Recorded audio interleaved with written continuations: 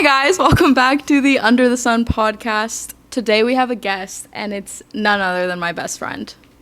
Hey everybody. Meredith Joy Good is on the podcast. So Meredith and I have quite the origin story of our friendship, and I feel like that's where we need to start. I don't know if we would tell it differently, but I feel like it's pretty similar. Yeah, I would say. We've been online friends since probably COVID. I remember now. because I don't remember becoming online friends with Brie. I do remember, though, I ripped off one of your TikToks. Yes, that's literally how we became. I made a TikTok, and it was like a photo dump of my month, but this was kind of before people were doing monthly photo dumps. Yeah. This was like 2020. And then Meredith did it, but she did tag me. And then we started following each other. Yeah. So it's not a ripoff if you tag the person. Well, I felt bad because I was like, I literally saw her TikTok. No, hers blew up so much more too. And then everyone was like, Mary, we love your monthly photo dumps. I was like, dang. Sorry, guys. It's okay. So we were online friends for a minute. Mm-hmm. Found out we were both Christian. Found out we were both going to the same Christian conference in Dallas, Texas. Well, I think because I followed you on TikTok. I don't know how I made it over to the Instagram. I really don't. I ended up there. Sent you a letter. Oh my gosh, because, yes, I wanted stickers. Bree sent me stickers and sent me a letter with it. And I was like, wow, this is the nicest thing ever. Found our Instagram. Then you posted on your story something about, like, you were going to be in Dallas. Yeah, and then I was like, swiped up. Oh, for what? Like, yeah. And, like, we should hang. I was like, for sure. But I have no, like, there was no intention behind the let's hang just because we didn't know each other, and there's probably 800 people at this conference. Yeah. So then, well, you can like slide up to in our like that was our first DM to each other. That's so funny. Like there was no introduction. There was just no I'm gonna be there too. Yeah, there was no like sliding up on stories. Like it was just like, oh cool, let's hang. Yeah. And then we did. I don't know how, because I can't remember how I became friends with the mutual friend Haley that we both know, not Haley Pham. Different Haley. And we all ended up getting coffee during a breakout session of some sort, and Meredith okay, this is where classic Meredith behavior. This is where we differ in personality. When Meredith meets a new person, this is my perspective. Maybe it's a common perspective. Yeah. She doesn't fully interact with the new person, whereas I am like ready to mingle and make new friends, and I'll deal with the small talk just to make a new friend. Mm-hmm. So I just thought Meredith didn't like me. I was like, okay, so we were internet friends, ripped off my photo dump. She hates me now though, because I was trying to talk to her, and it was like talking to a wall. Right. And then, what did I say that like actually made us talk? It was something about YouTube. Oh, I remember this moment so clear as day, because I don't even know how me and Brie ended up like solo talking, like because it was a group setting. We like were taking photos, like the usual, and then she was like, yeah, so like would you ever like start a YouTube channel? And I was like, you're like, no. I was like, nah, it's not for me. I don't think so. Like I don't really want to do all that. And she was like, oh yeah, I don't know, like I feel like it would just like make sense. And I was like, yeah, I don't know. And then, like, that was our conversation. But then I was like, wait. It was really weird because she had never made YouTube videos, but if you look at Meredith's TikToks, Instagrams, like, she clearly has such a creative eye for video in her reels, all of that stuff. So I remember being like, you should just do it. And she was like, yeah, maybe. I said, I'm never this bold with people either, but I think I was like, yeah, you just should. Something like that. Yeah, you were like, no, you were very adamant. You were like, no, you really should. And I was like, I think you do amazing. No, and I was like, no one's ever actually, like, encouraged me in that area. I was like, dang, maybe she's right. Hey, maybe I should. Well, then I asked you, too, I was like, well, do you do YouTube? And you're like, no. And I was like, what? I think at the time I had posted a couple videos that are private now because they're so badly edited. However, I was so not confident because all of my friends in LA at this time were doing social media full time, and I had the lowest following and the lowest just everything. So I just didn't feel like I deserved to say that I did these things because everyone around me had like millions of followers, and I was like, hey guys, 10K. So I was doing it, and the dream was to do it, but I didn't feel like I could tell her that I was doing it because I wouldn't tell it to anyone. No. Like I would say I'm a full-time student even though I was barely doing school. So yeah, Then the last night of the conference, I see Meredith, and I felt this inclination inside. I can't even explain it other than I knew it was God, but I felt that I was supposed to tell her, you can come stay with me in California whenever you want, anytime, like, the invitation is wide open. And I did that. I did just that. I said something like, I feel drawn to friendship with you, and if you ever want to come to California, you should totally come. We never talked again. No. For maybe a month after that, and in my head, I'm like, surely she's not going to take me up on that, because no one really does that with someone they don't know. Then I get a text from her a month later, and it was like, hey, like, thinking of coming to California, like, would I be able to stay with you? Something like that. And we FaceTimed one time before she booked her flight to stay with me for 2.5 weeks. And it was not an awkward FaceTime, but we just, like, no. It was just like, oh, cool, like, that's going to be so fun, blah, blah, blah. At the time, I was living with 28 other people. So imagine adding a 29th. And that's what we can't even believe. Well, because when Brie had come up to me and said that previous, like, I really, like, I was so mad because I feel like every single time I was sitting with the Lord, he was like, California. Yeah. And I was like, surely that's just not true. And I was, like, really looking, like, I wanted to, like, move back to Hawaii in February. And Brie comes up, says all this to me, and then she's like, yeah, you should come visit me, like, in February. And I was like, well, if I don't do it, like, I'm dumb, low key. I'm like, I don't know, like, this could be terrible, but, like, it also could be really awesome. Yeah, so the conference was December 30th to January 1st, and then that was 2023. So then a month and a half later, she stayed with me.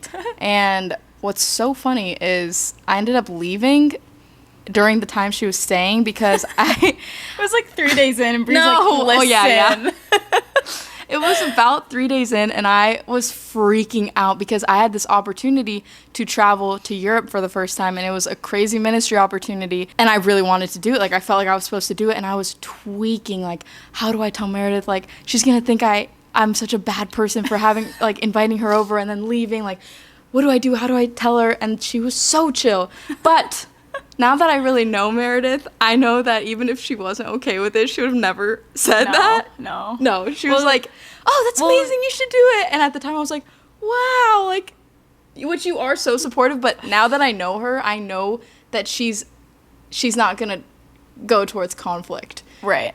Well, and she had said too, she was like, I'll, like, pay for your ticket to, like, go home. And I was like, because I just felt so bad, like. And I was like, for some reason, I know I need to be here, so I'm not going home. Mm-hmm. Like, I was like, I'm already, like, I wanted to because I was like, okay. Like, this is my one connection point. Yeah, I'm like, my comfort zone is, like, so far, like, invaded right now. Yeah. Like, I have to flee. And then, I don't know, I had a bunch of pockets of friend groups, some in Huntington Beach and then some in LA. So I just brought Meredith to everyone, and then you literally just made all your own friends. I don't know how I did that. Yeah, because you stayed with a bunch of people. Everyone. And then it was so funny because I was gone in Finland and then London, and I just saw all these stories of all my different friend groups all having Meredith with them. It was so funny. Well, and that, like, also too, like, when you left, you were like, okay, like, well, she made me vlog, first of all. I did make her vlog. And that, like, sparked it. It's actually crazy to think about because I wasn't even posting consistently, and I was like, you have to come out, but if you come out, you need to make videos. Yeah. Like, I wasn't even going to bring my camera to California, like, at all. The camera I bought in high school. That's the Living Out of My Suitcase series. Yeah. Your first videos. That's crazy. After that, we came to realize that during that stay, how similar we were. And I'll tell you, this is how I knew she was going to be one of my best friends. Like, this is the story I tell people. The first day that I pick her up from the airport, I was kind of nervous because I am kind of an introvert to my core, so I prefer spending time alone than having someone around me majority of the time. And I knew I was going to spend 3 weeks with her. So I was really nervous, like, oh my gosh, is it going to feel like I'm hosting the whole time? Am I going to feel at rest? Like, this is going to be so hard on my body. Like, I'm going to get a flare up. Literally talking through all these things. Flare up. Yeah. And then the night, so at the time, my sleep schedule is way worse than it is now, like bad. 3 a.m., really waking up at noon, like, really bad. Now it's we're in better ranges, both of us, actually. Yes, actually. So the first night, we go to bed at, like, the same time. We both raw on our phone for, like, an hour and a half. And that's how I know. I was like, okay, I can still have phone in bedtime, and it's uninterrupted. Yeah. Then we went to bed, and I felt so bad when I woke up. I woke up at, like, 10:30, and I, like, I remember opening my eyes thinking, oh my gosh, she must be sitting on her bed, awake since 7 a.m., so bored out of her mind. And She didn't know me. I rise from bed and I see that she's still asleep, and I felt so good. She woke up probably like 2 minutes later, but I just knew. We were on the same schedule. I just knew it was going to work. Well, I knew too, because me and Brie, we love our own space, especially sleeping Especially space. in the bed. Yes. It's crazy. Okay. No, and like I get there and like your room was so small. The bed was like so tiny. Yeah, it was called the shoebox room. For a reason. It was literally all I could fit was a dresser, a closet rack because there wasn't a closet, and the bed. Yeah. And a desk. Like literally, that was it. And then she starts blowing up my mattress and putting it on the floor, and I was like, this is going to work so well. So well. And she's like, sorry, like, you know, like the air mattress. I was like, no, this is perfect. This is beautiful. I bought it for you. It was a $75 air mattress. Oh, wow. I said, and I slept so let me great. treat my queen. And I right. slept great. I slept amazing on that. So that's our origin story. It really does fit well to us because literally our first weeks of being friends was us basically spending time together for the first time ever. Nonstop, 24/7, vlogging, talking about creative stuff, and then getting coffee.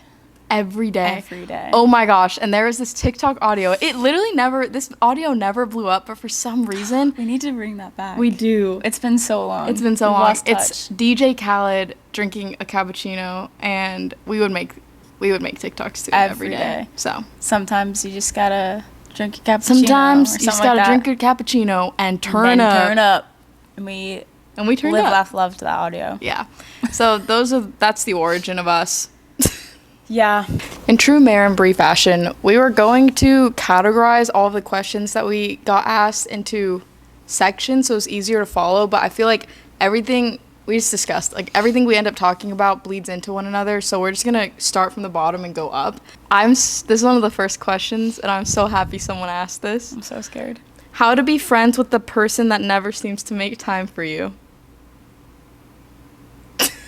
And the silence should speak for itself. Okay. I don't know. Yeah, Mare doesn't know. Oh no. This is where Mare and I as individuals differ quite a bit, but also not, because I was very much exactly like Meredith until the last couple years of my life. Meredith has trouble with having good boundaries with people that aren't necessarily good friends with her. And I'm a person that really struggles with things that are not just. So the way I've seen people treat Meredith to me is an injustice, and I want to take it into my own hands and yell at them. Right. But I know that it actually isn't my battle to pick, and I was literally in Meredith's shoes for years of my life. I was afraid of losing friendships. I was afraid of standing up for myself, so I never did. And now I think, honestly, probably just from years of having not great friends and a bunch of crazy things happen in a lot of my friendships, I feel like God has truly just blessed my friendships, and things like that don't come up anymore. I don't even know how would you answer that? I'm not exactly qualified to speak on this topic, but if I was, I would say, like, evaluate that. Is that a friendship that you really need to keep in your life, especially as you get older? Like, I feel like we're figuring out who and what is worth our time. Mm-hmm. And if it's not being reciprocated and you have had conversations about it, then maybe it's a friendship that, like, doesn't need to be watered. Yeah. But if it's something you haven't had a conversation about, maybe they're just unaware, and it could be, like, solved because they don't actually know how you feel. Like, they think you're just okay with whatever is happening. The treatment. Yeah. Yeah. And they don't see anything wrong with it. You have to realize, like, some people's standard for friendship might just be way lower than yours. So maybe if you've just seen over time that's how they treat everyone, that's sad, but that could just be their standard. So definitely evaluate that. I also think someone told me this once, that it's some statistic that you can only be really close to 5 people, and if you're dating someone, that person takes up 2 to 3 of those slots. So then you really only have time for a couple close friends. And I think that, like you were saying, you have to evaluate who's worth your time. I literally can see that so true in my life. I have such amazing friends, but I have such limited capacity for who gets to be in like the inner circle, especially because I'm dating someone. I spend so much of my time with Lyndon. The 5 people that you're spending the most time with, the people you're closest to, they make up also who you are. So do you want to be around someone that isn't a good friend? Probably not, because will that cause you to potentially not be as good of a friend? Maybe. Oh, let's talk about it. That's kind of true. That's so true. Because I don't know, like everything in life disciplines you. Like I see this true in my life in different seasons through television shows, which is really funny. But I realized this when I was in high school and I watched Gilmore Girls for the first time. I became literally obsessed with reading and wanting to go to an elite school because of Rory Gilmore. I'm not kidding. So true. And then I've had seasons. We watch the same shows. It's so funny. Yeah. When you watch Friends back to back to back, you're like, I need to live in an apartment with all my best friends in New York City. Yes. That's what I need to do. So the things that you surround yourself with, things you're true. ingesting, are disciplining you and teaching you things, and that becomes part of how you operate in the world. So surround yourself with people that you want to be like. It's so true. I want to be like you, Mare. I want to be like Brie, guys. Okay. Letter Okay. book. Someone asked what we're reading right now, but then also a book that I loved that Mare hated, and then vice versa, which is so good because we genuinely do have such different tastes, I think, a lot of the time. We were filming like a book video together at my house, and I was terrified to give my review in front of her because I was like, I can't have her hearing this. I was like, No, but the thing is, Meredith and Haley, both my best friends, have really, really similar tastes in books. So the 3 of us hung out for the first time a month and a half ago, and we're all talking about books, and I literally just felt so ganged up on it. I was like, you guys don't get it. Like, this book is so bad. I felt They're like, so validated. No, yeah. Because I was like, I could see it in both of your eyes how validated you both felt, and I was like, I just know, I know what I know, and I know what I like, and I know what I don't like, and I didn't like Funny Story by Emily Henry. that's literally crazy because I love that book. Yeah, they both gave it a 5-star, and I Yes. did not. So that's our example of a book. It's not that I hated it, though. I did like it. I just didn't understand their intense love for it. I didn't intensely. No, I kind of did, actually. I really liked that book.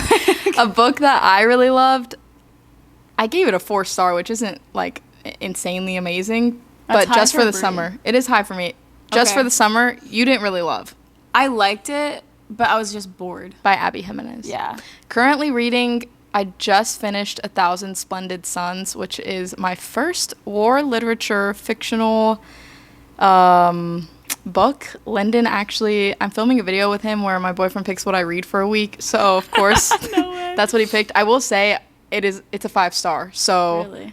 it's insane. I've literally been doing so much research on like the Taliban and the war in Afghanistan now because of it. Oh, wow. 'Cause it's a fictional book, like with fictional people, but it's set in the same times as when the wars were happening, and yeah, it's really interesting. That would be interesting. What are you reading? Oh my gosh. But also I just finished reading Love in Other Words Yeah, by I'm like, Christina Lauren. So like listen, that's my guys. normal genre. Listen, she's putting on a show.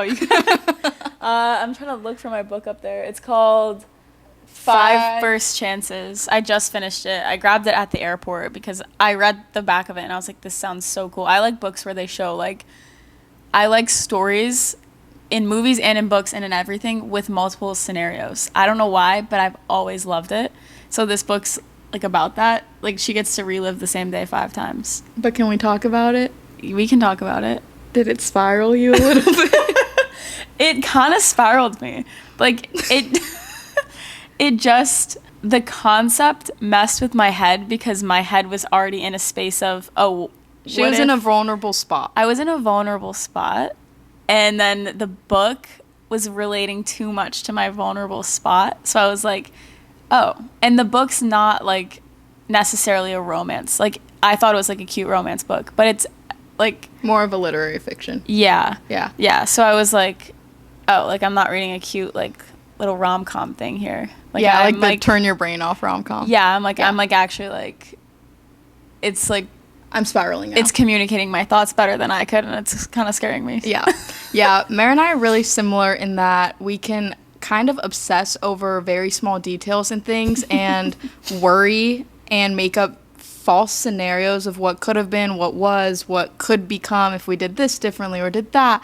And so we were just talking about that with this book she just finished. It was spiraling her because of that reason, and we relate to that so much. We both do that a lot, and that's where the act of taking your thoughts captive comes into play, which is so funny because oftentimes we're long distance best friends. Meredith lives in Michigan, I live in California, but whenever we come together, we seem to be in similar headspaces where we're a little bit unwell sometimes.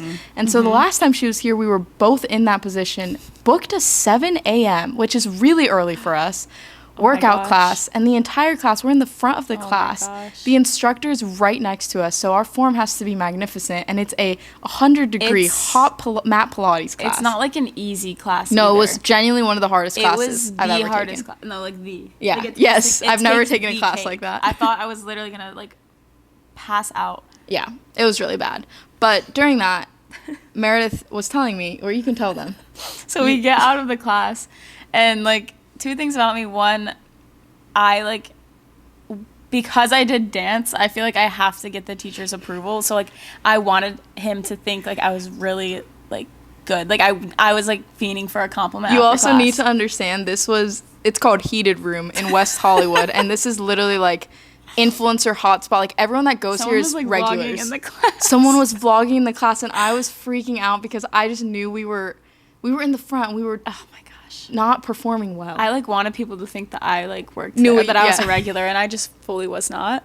But then I was like, yeah, like, every single time, which I don't, like, now I see why people, like, really work out, because I was like, every time, like, a thought came into my head that would, like, send me, I would just work out, like, 10 times harder, because then I was like, oh, if I'm in more physical pain, then mental pain won't matter. So I was like, okay, like, fine. So, like, I'd think something, and I'd be like, oh, dang it. And then I'd be, like, going hard. And then I'd be like, and then I'd, like, think another thought. And then it would be like, oh, okay, like, I have to, like, work you out even harder to get that one out. Yeah. Like, I was, like, kicking him out, you know? And Brie was like, and I was like, but anyway, that was a great class. Yeah, so I don't know how we got there, but taking our thoughts captive. Yeah, if you need to start doing that, as we need to do, try mat Pilates in 100 degrees. They're like, we just asked you what books you guys are reading.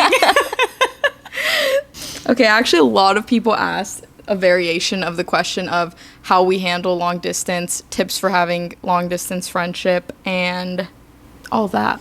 Well, we actually do a really bad job at staying connected when we're not together. However, when we're together, we spend a lot of time together, and it's kind of frequent that we see each other now because neither of us pay rent. Neither of us pay rent.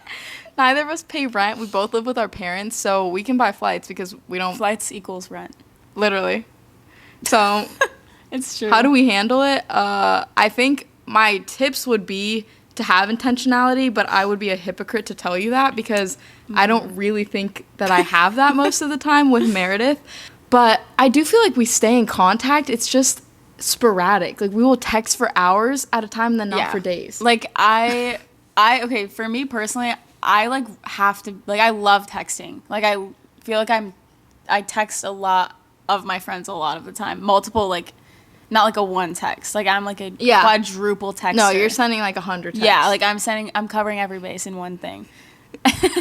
And like photo dumps and texts. Yeah, like I love all of that. But like sometimes like Brie won't answer for a long period of time. But then when she does, I'm like, oh, I gotta like she's locked in right now. Like I have to answer her. And then like, I'll do the only same. Will be for like an hour. I'm like, oh no. Yeah.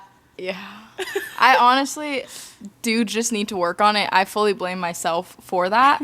And I just blame myself for it. I always say I want to become a better texter, and the reality is you just have to be better. Well, you're good when you're... I'm good when I'm on it, but I'm not always on it. Then it'll be like, she'll be like MIA, and I'm like, she hates me. Yeah, and I don't. I'm thinking about you 24/7.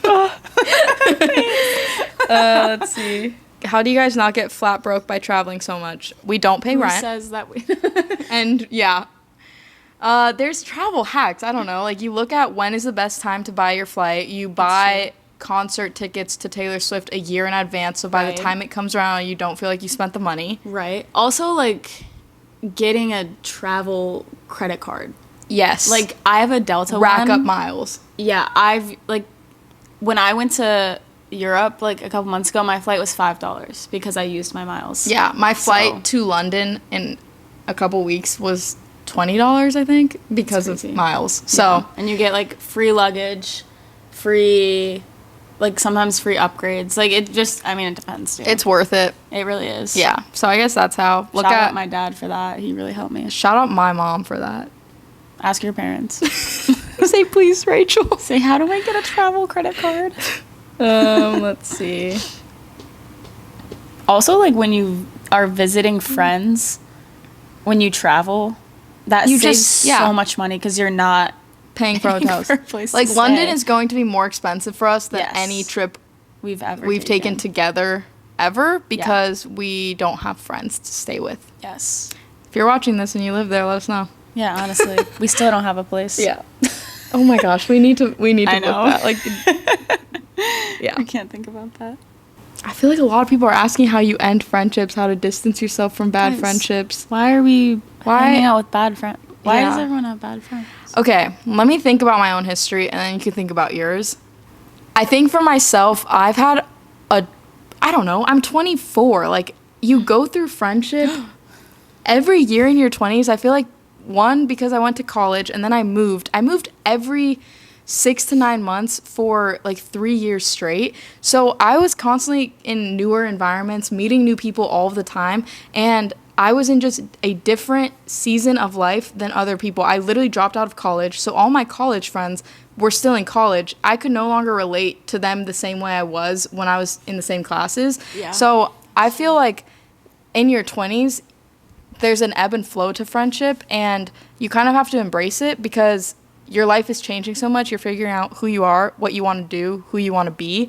So I think there's only been a couple times where I've had like friendships actually end where it's like, oh, we're actually no longer friends. Like, that's crazy. And then majority of the time, it's just a distancing slowly. And I don't really think I have advice on how to do that. I think it naturally happens as you meet new people, as you enter new eras, I guess, of life. Okay, I think naturally, if you're both making new friends and there's kind of mutual less intentionality, there's no one to blame. I think if one party brings up, hey, I feel like you're being less intentional, then it's on the other one to be there for you. But if not, and if you're desiring distance in friendship, I don't think that's a negative thing as long as it's either communicated or just mutually accepted on both parties that, you know, like we're in different eras now. I don't know what other word to use. Like, No, it's true. Eras is the perfect word. yeah. What do you think? I feel like it is, like, sometimes it just happens as you get older, too, like, especially, like, the out of high school, like, post-grad, you know, that whole thing, like, your life is changing and your intentions for life are also changing, so it's very common for friendships to, like, fall out, and at least for me, personally, I'm a people pleaser, so, like, I do the most sometimes for people that, like, I probably should not be doing the most for, and when I realized, like, when I stopped, like, doing those things, that you really notice the friendship, like, die. Dwindle down. Yeah, because dissolve. you're the one that's putting in the work and you're the one that's, like, really, like, you were carrying the friendship in a way. So, like, that is something maybe, like, that would be my advice is, like, reflect on how they treat you and how you're treating them back. Like, is it, like, equal or are you, like, really fighting to have a friendship, like, be good still, if that makes sense. I can't figure out how to explain that it does. in a way. This is kind of what came to me. You know, after like a breakup with somebody, you immediately kind of blame yourself and think of all the things you did wrong and like get so sad, regret. And then after a couple months, that little like blur fades away and you're like, wow, thank you, God. Yeah. I think actually with friendships that need distancing or aren't healthy for you, it's actually really similar. I would assume probably for you, people pleasing more so, like it's hard to let go at first, especially when you're putting in all the work. Like that's actually a big change to go from being really intentional, putting in all this work for someone, and then because then, at least for me personally, like I feel like I'm the bad friend because I'm like, oh, I totally, like, it's my fault that we're not friends because if I did X, Y, and Z, like you would like me more or you would stick around, like I did something wrong, but it's just like it wasn't equally. Yeah, it wasn't equal. Yeah, it wasn't an equal friendship. So then in a couple months, sometimes the blur will fade away. Right. I think that's happened. Well, to both then, of us. yeah, and the more that, like, at least, yeah, literally for both of us, like, the more that you, like, those friendships die, they get replaced with, like, really, really good ones. And then, you're like, what the heck? This is Yeah. what friendship is? Yeah, like, that happened to me when I came to visit Brie. I was like, why is everyone so nice? Why are they, like, actually, like, caring about me? Like, they were, like, really good friends. I was like, I'm so, like, I didn't even do anything. Yeah. Like, I was just being loved by my friends. And I was like, that's so, like, So biblical. I'm like, I didn't even earn this. Like, what do Yeah. you mean? It's literally Jesus. No, That's literally, I'm crazy. like, you guys are treating me like Jesus. It's so sweet. And So, that's like, what grace is. Yep. Mercy? One of those two. Both. Sure. We don't know. Have you guys fought? And if so, how did you reconcile? We could do that one too. Yeah, that's good. This actually is a great question because No, I'm like, wait. What does she want to say? no, I just feel like it bleeds really well into a topic I wanted to talk about, which is both of our kind of avoidant attachment styles. Okay. Mara and I'm not kidding, like when we met, and people will tell us this because we have similar like face structures, and they'll be like, are you guys sisters? Obviously not if you look at us, like we don't look alike, but sometimes personality wise, creatively, all these things, I feel like I'm looking in a mirror when I'm with Meredith. And when we discovered we're pretty similar, especially at the beginning of our friendship with this whole avoidant, conflict resistant dynamic in our personality, it really, I realized like it was the negative aspect was that neither of us would ever bring things up if there was anything to bring up. Right. So personally, I feel like I've been forced to grow out of how intensely avoidant I was because I'm dating someone that is literally the opposite of that. So I've had to grow into a healthier communicator, which has been really hard and really good. Which is important. But because both of us tend to avoid conflict as much as we can, I don't think we've ever fought. Okay, I was like getting worried. I was like, she's about to like, Drop she's a about to bomb. be like, No. confrontational. I'm like, what have I done? We've never fought. No, we never have. And I don't think we've ever even came like Close. close to it, honestly. We're just so similar that we just know what will set the other off. Yeah. So I don't, like, it's not like either of us are gonna, like, I don't know, like. I feel like the only time we've ever had tension was when we were in New York before we came up with a filming schedule because we were vlogging the same thing and we were so stressed and we were like, how are ours going to be different? This is going to be so confusing, like blah, blah, blah. And we literally just came up with a schedule and then there was no tension. Oh, I didn't even think that there was. I didn't know what was going on. You suggested, you were like, what do we do? Like blah, blah, blah, filming the same thing. The way like, I just don't, I didn't even care anyway. I don't know why I said that. Yeah, we don't, yeah. So we'll let you know if we ever do. That'd be an For amazing real. podcast episode. Our first fight. You're like, actually, we're having it on camera right now. Let's Oh my talk gosh, about that's it. so scary. No. No. I think that's okay sometimes if you don't have, Oh yeah. like, especially in, like, friendship. Yeah, like that shouldn't be Relationship normal. is, like, another I don't think it should thing. be normal Yeah, to fight I don't with your friends. think it's, I don't like, think I've ever... but we also, like, don't, we're not confrontational. So We're like, also would we not have- together 24/7. Like if we lived together, maybe we would. No, I don't think so. Yeah, I don't either, honestly. It's just, like, we know what would upset each other. So Yeah. we're not going to do it. And then we're both, like, we know, I don't know. I'm like building up like, yeah, so we're both avoidant. And you're like, what is she going to say? What was our big fight about? No, literally, No. she was, like, going off, and I was like, so like, there was one, and you're just now deciding to tell me No. with a microphone on your, like, okay. I was On like, my bookmark. On your bookmark on our first collab podcast. Big day. Okay, favorite memory with each other. Let me think for a second. That's such a good question. Wait, what have we done? Oh, I was going to say New York, but I don't think that I was is. gonna say that too, but I feel like we've had better. I was thinking about that one day we went to Laguna, and we went to like the bookstore, and like that was No, literally that was- one of my favorite days. Okay, I was ever. going to say my favorite, it's kind of an ongoing memory, is our sweet treat o'clock times. Like getting Yeah. Active Culture, this frozen yogurt place in Laguna Beach, and we would just watch YouTube in the car while eating that. Like, and we would drive 40 minutes for it, there and back. That was crazy It of was us. so fun. I literally loved it. Yeah.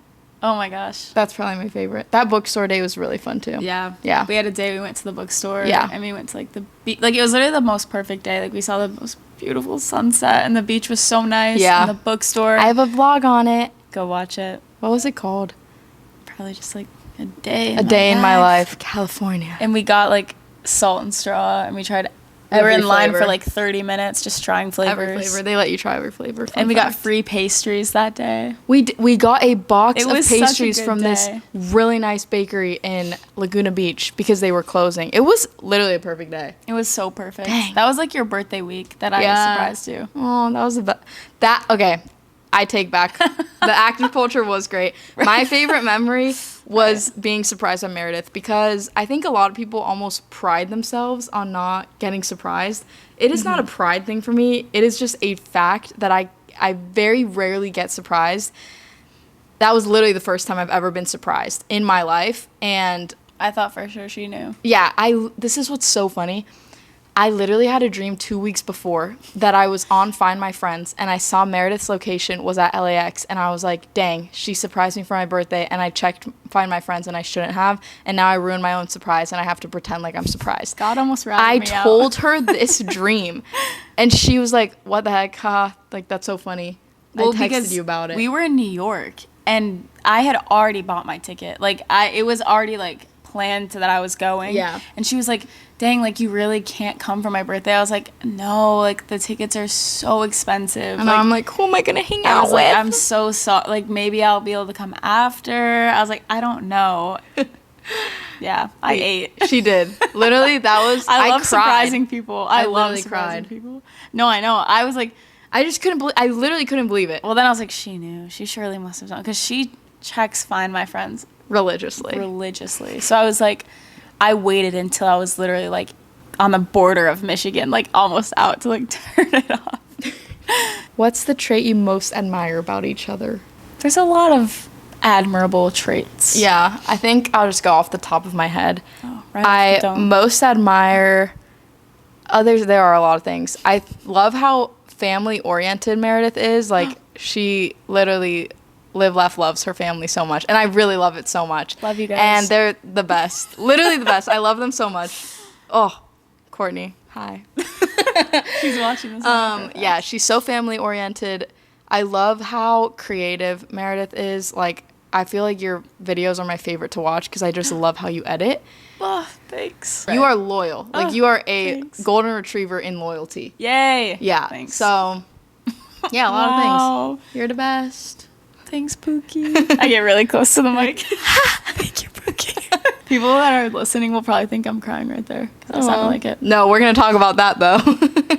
Oh, okay. One of my favorites about Brie is the way that, okay, there's like, this is like two things that I'll say about this because it goes both ways. One, how she carries herself, and then two, how she like expresses herself. Like when she sent me her like letter, like when we first met, her writing was so like, it was so good. Like I loved the way that you carry, like you could tell that you cared deeply through the way that you wrote. And sometimes when I hear Brie like talk to other people or just like explain, like even when like you're explaining your books, everything is so precise and like she cares deeply about what she's talking about and who she's talking to, that it's like I'm like, dang, like I need to like brush up on my English or something. Like it's what's the word? Not expressing. Articulates her thoughts so well. Wow. Like so well. So I'm like, thank goodness she has a podcast. That's literally the deepest compliment to me. Really? That's why I was so scared to start a podcast because it feels like one of the things I value most is how people communicate. Like I just love hearing people talk, writing, reading, all of that stuff. So it scared me to start because I realized like people would get to evaluate that in me. But it's one of my like favorite things to get complimented on. So thank you. Yeah, that like, literally is so nice. No, like anytime I'm like her, like the way, just her articulation, and even you can see it reflected in like your video, like so creatively too, where I'm just like, how does she do that? And just seeing the way that she loves others is like you can tell like they're the only person in the room. That's so nice. Thanks, Mare. There's so many. There's so many. The list could go on. And the list could never end. Oh, I love that Meredith takes photos of me. I love that Brie likes coffee and she sleeps in, and I love that she lets me sip on her iced vanilla latte. Right. I like her clothes, and then I can steal them. Yes, same. I love that we can wear the same clothes. Yeah, that's a huge one. No, it really is. It's very important. Yeah, it is. I love that we're the same concealer color. So that's where that went. Yeah. Awesome. How to start opening up more about feelings / emotions to friends. And I was so keen on bringing this up in this conversation. My question... I'm being confronted. Yes, the only question I wanted to ask Meredith is, why have you never cried in front of me? Okay, listen. This is No, actually, let me interrupt. The first...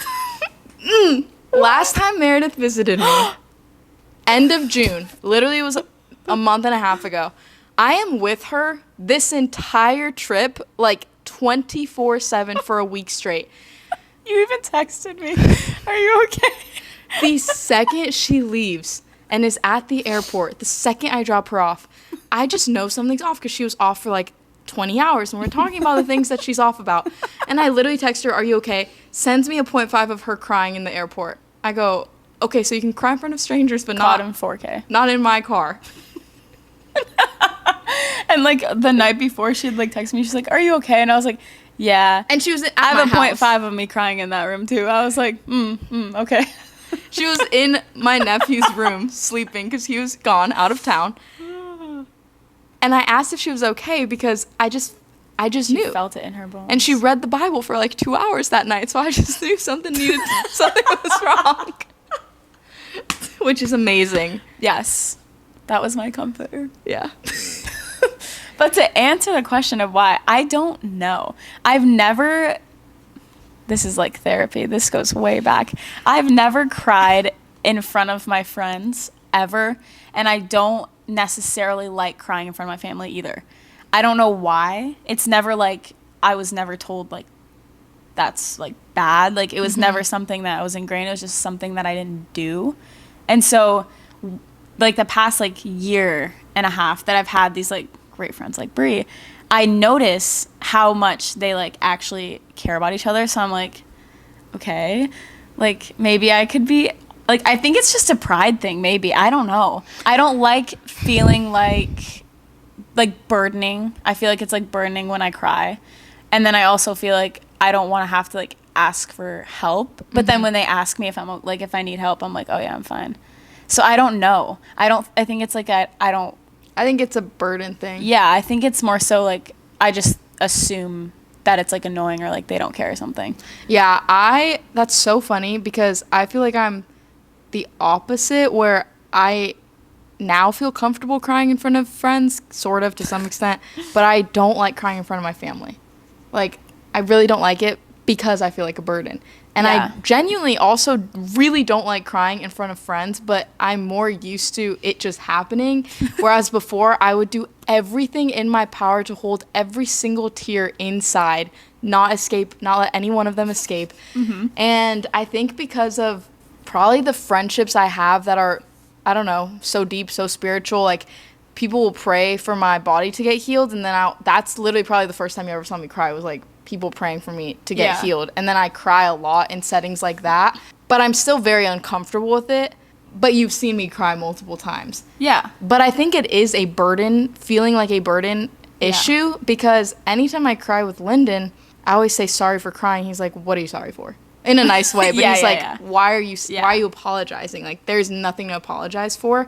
And my response is that I feel like a burden. Like, I feel bad. I feel like it's not fair to put the weight of like my emotions into another person. Yeah. But that's literally the point of friendship. Like, you can't choose your family, but you can choose your friends. Yeah. So if you're choosing to be a friend to someone, you're essentially saying like, I'm here for you. I love you. I want to walk with you, care for you. I don't know why we feed into this lie that we're burdens. Yeah. When I was on tour, that was like the first time that I've ever cried in front of one of like my friends. Like I've really can't remember a time where I ever cried in front of anyone if like I wasn't like physically hurt, if that makes sense. So like even then, like, I'll run and hide. You won't see me. Yeah. And so my friend was like, why won't you cry in front of me? And I was like, I don't need to. I'm fine. I'm lit. And then one night I literally like I literally couldn't. And she was like, it's like, okay, like, I want you to cry. Like, I actually like care. And like, I want you to cry. And I was like, no, I'm fine. Then I cried. I bawled my eyes out.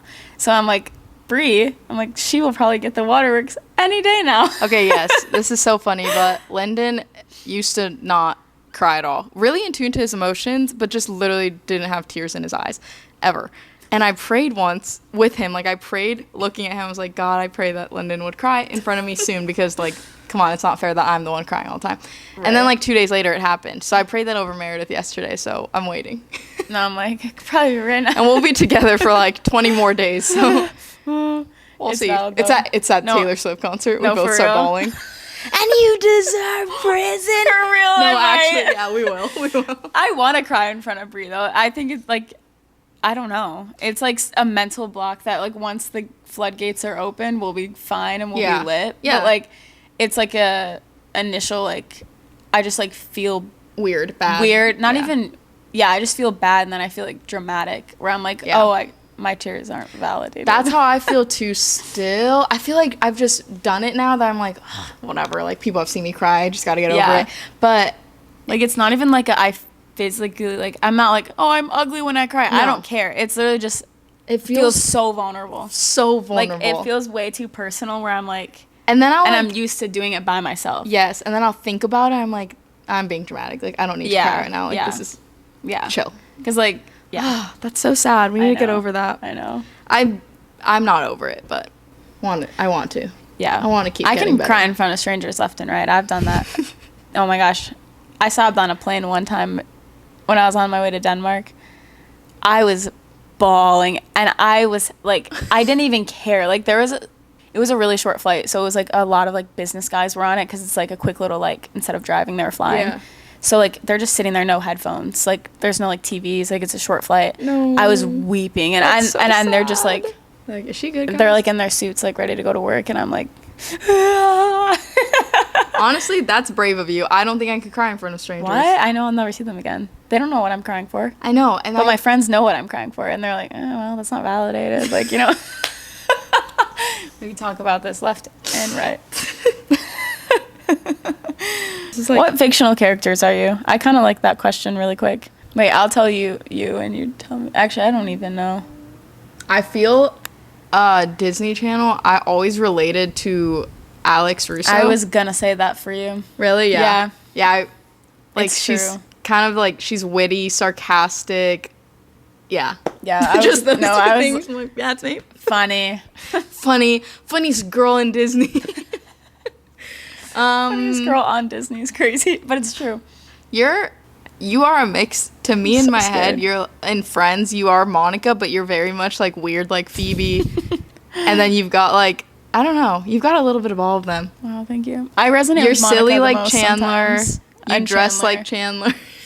No, I'll be watching Friends episodes, and I'm literally like, I need to. I relate to the men, the outfits that the men are wearing more than the women. No, I'm like, and I want to dress like Rachel Green. I would love to dress like Rachel Green. I would love for my hair to look like hers, but somehow we're out here like Chandler myself like Chandler, and it may be because we shop in the men's section at thrift stores. That's probably it. But I love Chandler. What other characters? I feel like sometimes you're very Joe Jonas from Camp Rock. Oh, wow. I would never even think to go there for myself. I was thinking, like, iCarly, like, Carly or something. Joe Jonas. Oh, yeah, you're Carly because she has a vlog. Yeah. Why am I forgetting all shows? I know, I can't think. Loki, you're like Maddie from Sweet Life of Zack and Cody. Thanks. Because she's smart. And then she's like, and it goes along with like the witty. Like, Maddie does not take anything. Crap. She takes no crap. She's like, hey, thanks. Says it how it is. Oh, sometimes I feel like I'm Jess from New Girl. I've never seen it. You would like that show. Whatever the golden retriever best friend in the show is Meredith. Wait, are we Harper and Alex? I was just going to say like, that. I was like, low key, like, I've had people compare me to Harper so many times, and I would get so offended because, like, I don't know about you, but like when I was a kid, me and my brother would be watching shows and I'm like, that's you. And I point to like the worst character. But then like sometimes like people would do it unironically and they're like, that's you. Yeah. Okay, what Taylor Swift era are we? Okay, here's the thing. Meredith is red from September to March, but then I kind of go a little... You switch up. Fearless and Midnights. Like a little like... Because you're very golden girl, like... And you love your little country roots. I do. I do. Yeah. Brie is definitely folklore. Oh, thank you. Through and through. I didn't even like folklore until I knew Brie, and then I was like, dang, she was kind of right. Who is the pink-purple friend and who is the blue-green friend? Oh, I don't think that works for us. I don't think so, but if we were, I think you would low-key be blue-green. I agree. Like, I guess... Blue-green-purple. Yeah, but I feel like... You would be purple-green. I don't know. You've been dabbling into pink lately. I have been. But you are the pink-purple, I guess. But I feel like we're the same personality. So I'm like, you're pink-purple, blue-green, I'm blue-green, pink-purple. We're both all of the colors. We're everything. For the last little bit of the podcast, the pinnacle of our friendship is our shared faith. That's literally how we became friends, was going to a Christian conference, meeting each other, praying for each other. So for the last little bit, we just want to, I guess, touch on that and talk about that more. Let's see, what questions? Okay, someone said, can you talk about the importance of godly friendships? For me personally, like, okay, I had friends that we were like, oh, like, you know, we believe in God, whatever, but it wasn't something that was like discussed in the friendship. Like, it wasn't, you know, you didn't talk any deeper than, you know, going to church on a Sunday and that was it. And that was your conversation. Yeah. That's where it lies. But literally, Brie has impacted the way that I see, like, not only God, but friendships. Like, I don't, like, genuinely, I don't think you understand, because I start sobbing. I'm like, what's happening? No, because when I came to visit Brie, like, before that, I did not have any friends that were, like, actually, like, on fire for the Lord. Like, to the point that it affected their whole life, and you could see that the way they were living was different than normal. Mm-hmm. And so when I met Brie, I was like, what's going on? Like, she has, like, encouraged and, like, impacted my faith, like, where it's, like, I can see a visible difference in my life that wasn't the same when I was having friends that were just, like, I mean, like, not, like, godly friendships. Like, they wasn't, like, God was not the center of it. It wasn't a conversation, like, nothing.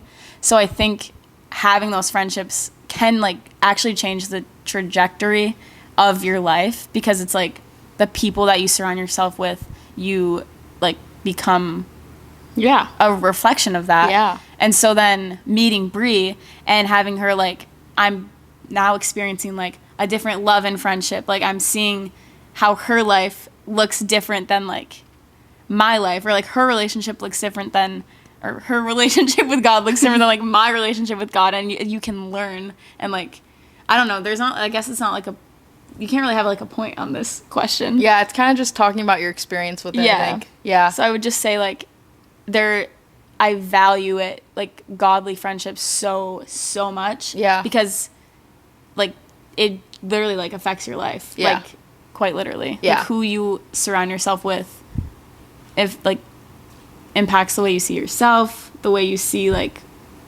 your goals are different. Everything is just different. Yeah. And, like, you experience a different type of, like, love, friendship, compassion that I don't think that, like, worldly friendships can give you. I agree. If that makes sense. Yeah. It's important to have, like, your own separate relationship with God, but there's something so different about someone, like, declaring truth in you and, like, declaring what's true and what's not true over you, and, like, giving you that, like, outside, like, opinion, I guess. Godly friendships are very important, I think, in sustaining your relationship with God, because if you think about the beginning of Scripture in Genesis, God creates Adam, and he sees that it's not fit for man to be alone, so he makes Eve. And obviously that's a marriage, and they're in covenant, but even outside of that, they are in community together. They're tending to the garden, they're living together, they're eating together. And I think that in a lot of ways, we were designed to live in community. So that's why when you're isolated, it's a lot easier to fall away from God, and it's a lot easier to believe lies about yourself, to, just not be walking with God as intentionally. And so I think God gave us community and friendship for a reason. I also think it's kind of like a two-part. Like, godly friendship is so important, and also having your relationship with God as an individual is so important, because if you focus fully on one, then you kind of lose the other. But then if you focus fully on the other, you're kind of isolated from relationship with humans. Yeah. With humans and God. So I think, honestly, we probably are both in such a similar position right now. I was in full-time ministry from 2021 until October 2023. And then prior to that, I went to a Christian college from 2018 until I dropped out in 2021. Awesome. My whole adult life until literally 9 months ago was Christian community, but not just normal Christian community, like very, very intense Christian community, worship nights all the time, evangelism all the time, like very, very intense, high-speed pursuit of God, pursuit of people.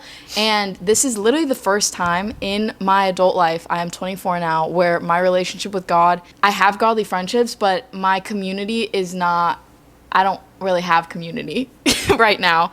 I kind of blame that towards my sickness, just because I have the opportunity to be in community. I have so many friends that love the Lord so much, but whereas before full-time ministry, you love the Lord and that's your thing. That's also your career, that's your passion. It's literally all-encompassing of who you are.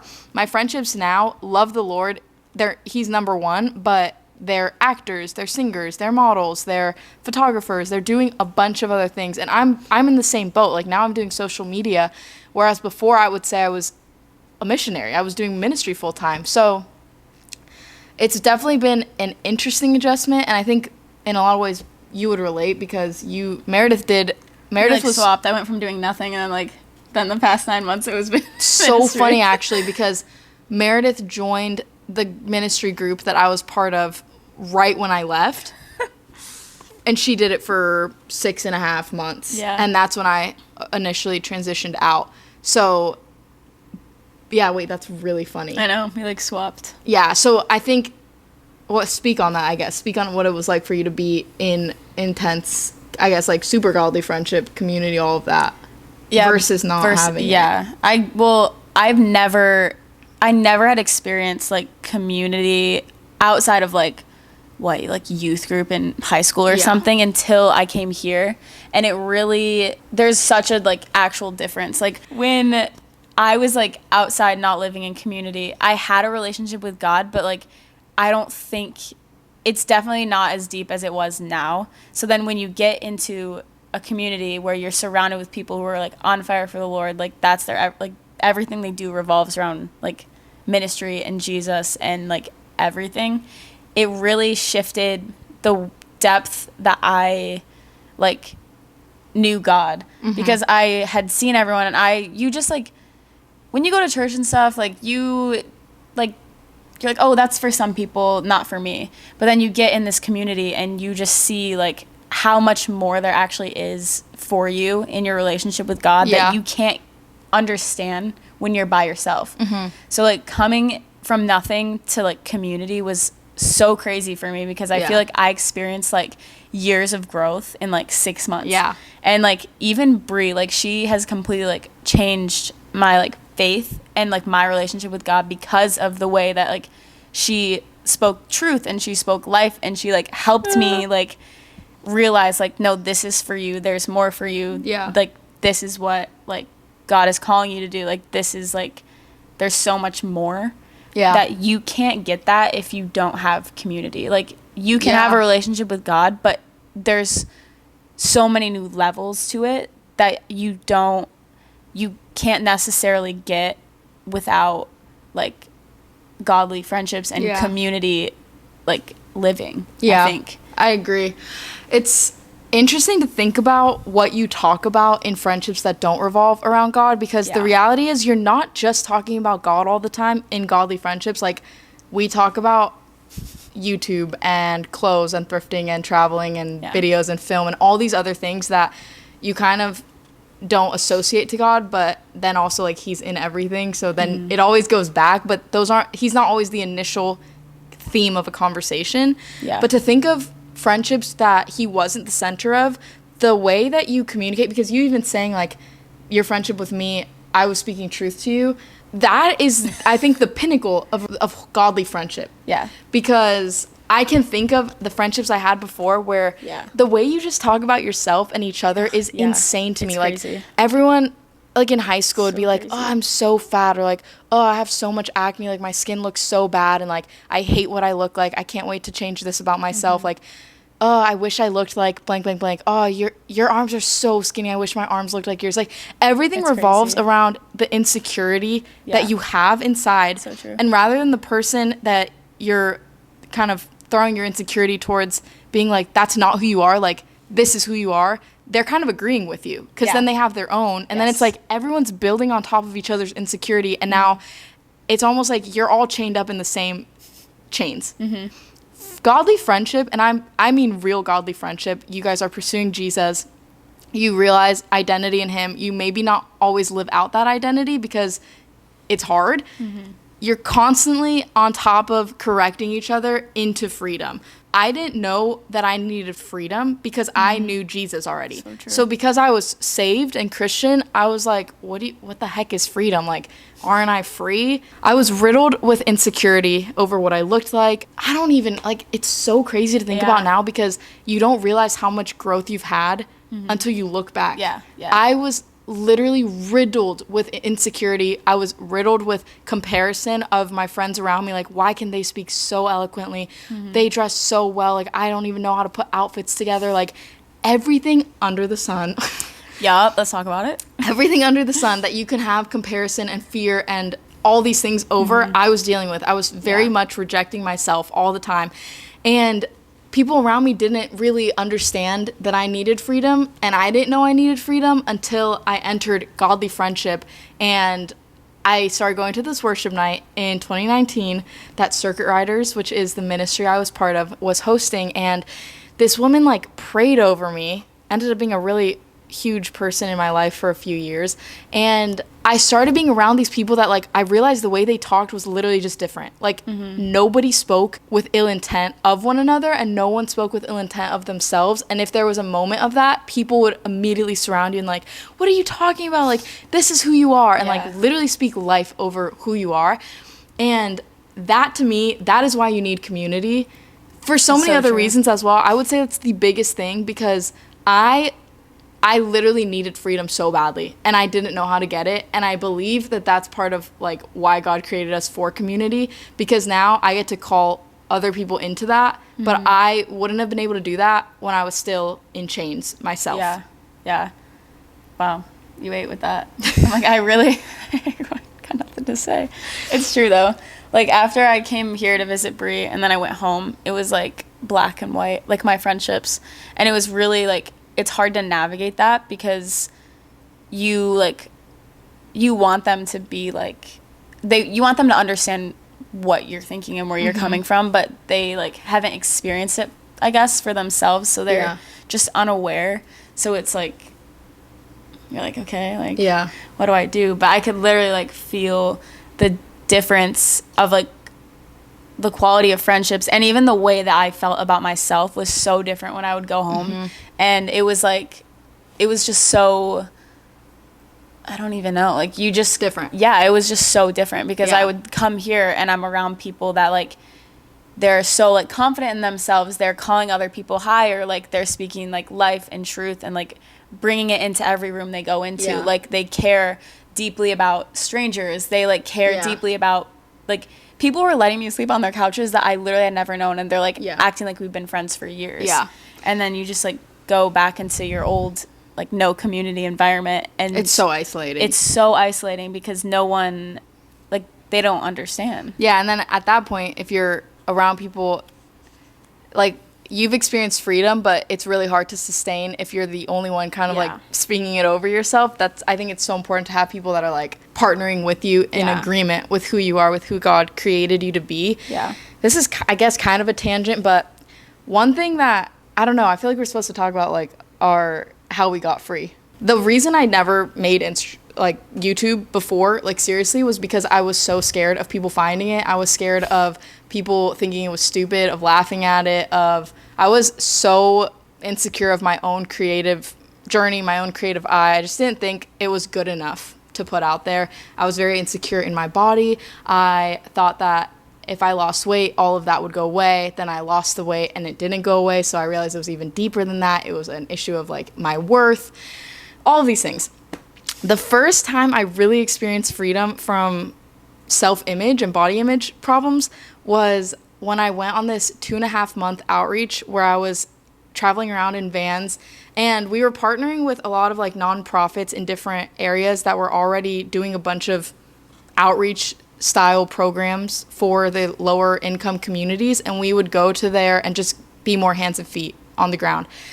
This was one of the first times in my life that I was so busy from the moment my eyes opened until going to bed at night that I quite actually did not have time to think about myself. It's so valid. And so after those 2.5 months, I had gained weight because the only food we had was Whataburger and Awesome. baby carrots from Walmart, but like there was no health food. And I was bigger, and this was my issue in my head, was like, if I gain weight, I'm not gonna like myself, and then blah, blah, blah, I have to lose weight all the time. And it didn't matter because I wasn't absorbed with myself. I was like weirdly free of the thing that I was most afraid of happening, which was weight gain, because I was serving other people. As soon as I came home that summer, I will literally like never forget it. It was the hardest summer on my body image because I was now isolated again, and I was home thinking like nothing fits now. Whereas when I was on tour, nothing was fitting, or if things were fitting because all we wore was like shorts that had like crazy elastic waistbands. As soon as I got home, all my clothes weren't fitting. And at first it was okay. And then I was so in this routine of isolation that it wasn't okay anymore. And I was freaking out, and I was even more bound than I was before. And yeah, it was just a challenge. And what I guess continuously pulled me out of that was realizing this is something I realize almost every day. I literally have to think about this every single day. And if I miss a day, then I am aware that I've missed a day. I was literally thinking, when I was like thinking in my head of what to say, I'm like, man, I really got to remind myself of this all the time. And then you said that, and I was like, yep, it's true. I'm sorry. No, you're good. No, yeah, I think it's going to be the same thing. Okay. I got coffee with my friend last week, and this is when it like light bulbed on again for me, where this has to just be a constant reminder in my head. She's a model, and we were getting coffee, and I was like, isn't it crazy how you're gonna see the face of God one day and you'll never remember posing for a photo again? Like, you will not care about your modeling career. Just imagine that. You're going to see the face of God one day, and I'm gonna be thinking about how I could not get over the fact that I needed to lose all this weight from like what? For what? For what? Literally for what? No, for what? For who? For I what? wasn't going to create because I was scared it wasn't good enough. For what? I'm going to see the face of God, and I'm going to be so mesmerized by who he is. And I think it'll click in a way that it even now hasn't fully clicked, how you were created the way you were, for intentionality, with purpose, with reason. And everything kind of everything falls into perspective when you see the face of God. Yeah. So the things that I'm so caught up on, even the things I've gotten freedom from, like all of these things come into perspective when you think about eternity. Yeah. What would you say for you? Like, what has your journey, I guess, been like for freedom? Okay. So I like probably since like the earliest of times that I could remember, I struggled so bad with anxiety. Like every day I like could not eat. I could not sleep. I would just be like existing with like gut-wrenching like fear, anxiety but I thought it was normal. Like I would talk about it with like my parents or my friends, and they're like, oh yeah, us too. And I'm like, okay, so like it's just a daily thing that we have to go through. Cool. I went through like a couple different like anxiety medications, I guess, and I didn't like any of them. Oh my gosh. Yeah. when you visited me, Yeah. you were still. Yeah. I feel like you don't even know this story, honestly. I don't think I do. So, like, I was on, like, a couple, and then I ended up, like, being on, like, Lexapro or something, which is, like, an antidepressant and, like, anxiety thing. And I was in, like, a small dose, but I think I don't know, I took it every day. And because I even remember, like, when I went to the doctor, I was, like, explaining, and she's like, oh, well, like, you're in school, like, you're probably stressed about that. Like, she was just giving me excuses as to, like, oh, this is, like, a normal thing that everyone feels. Here you go, here's some medication. Dang. And so, and, like, my whole family, like, was on it too. So I'm like, okay, cool. Like, Join the club. join the family, runs in the family. And my family's like, they're like, okay. But anyway, I, like, thought it was fine. Like, I felt a lot better, like, obviously, like, on, you know, Lexapro. And then I went to go visit Bree, and I was still on it at the time. You left, whatever. And Wait, yes. yeah. And as I was, like, here and, like, going to, like ministry nights and, like, worship nights and, like, hanging around people that, like, we were just talking about God all the time, I was learning so much, and, like, my eyes were being open, and I was like, dang, like, nobody here is, like, struggling with anxiety. Like, what's going on? Like, I'm, like, hanging out with people here, and I can't even, like, eat food because I'm, like, sick to my stomach. And I remember, like, one night we were at, I think it was, like, a greenhouse or something, and I was sitting a worship night, and I was sitting, this was my thing, I would sit in the far back corner on the floor, I would not sing. I do the same.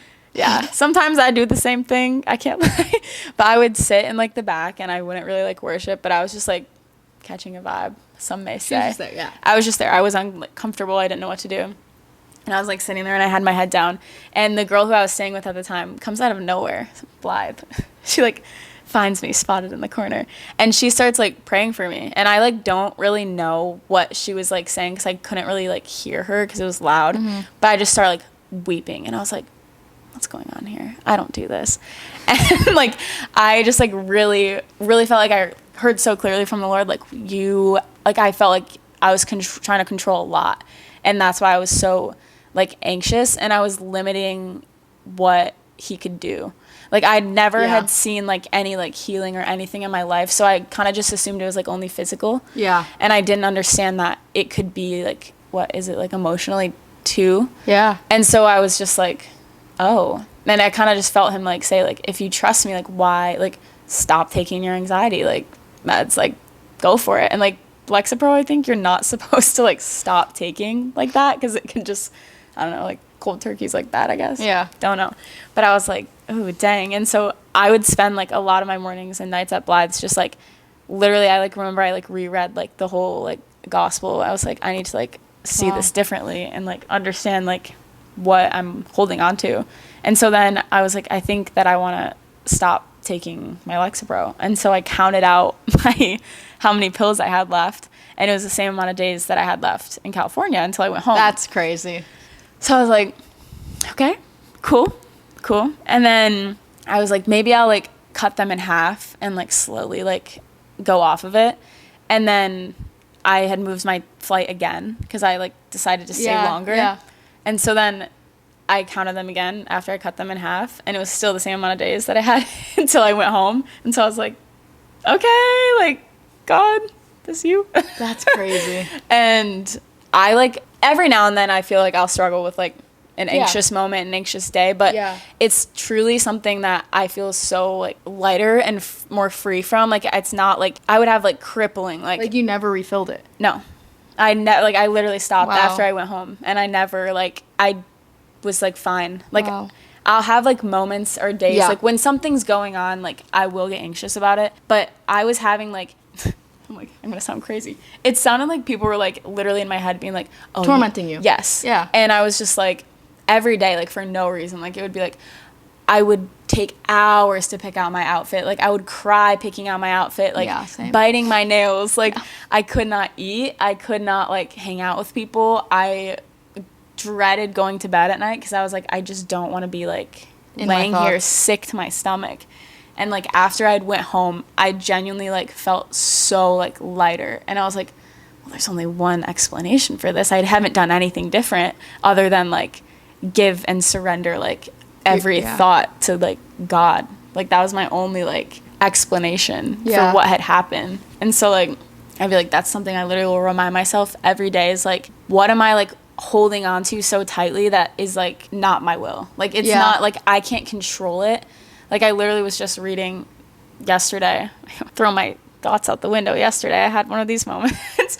But it was, like, where is it? It's in Matthew. Like, how, I don't know the exact, I might butcher the verse, but like who can add like 1 hour on their lifespan by worrying about it? Yeah. So like, why would you worry about the rest? And it's like, if we can't even add like 1 hour onto our whole life by worrying about some topic, why do we think we can change any of the things that we're worrying about? Yeah. When it's not in our control, it's in God's. Yeah. Like, I can't let it cripple me because it's not mine in the first place. Yeah. Like, nothing of me is mine. It's, like, God's. I felt like surrendering was the moment where, like, it changed. The anxiety, like, it wasn't mine to have. Like, I wasn't supposed to live with that. Like, it wasn't in my like, it wasn't in my DNA. It's not supposed to be.